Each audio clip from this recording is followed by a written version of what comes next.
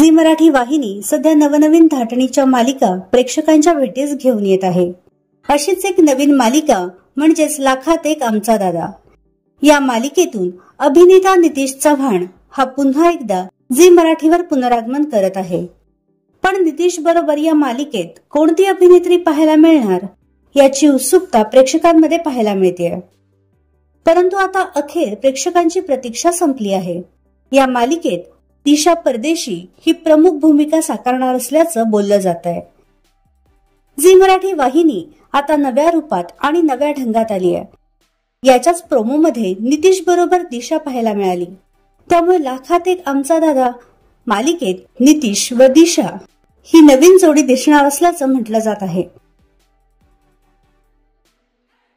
तर तुम्ही या नवीन मालिकेसाठी उत्सुक आहात का हे आम्हाला कमेंट बॉक्स मध्ये नक्की कळवा।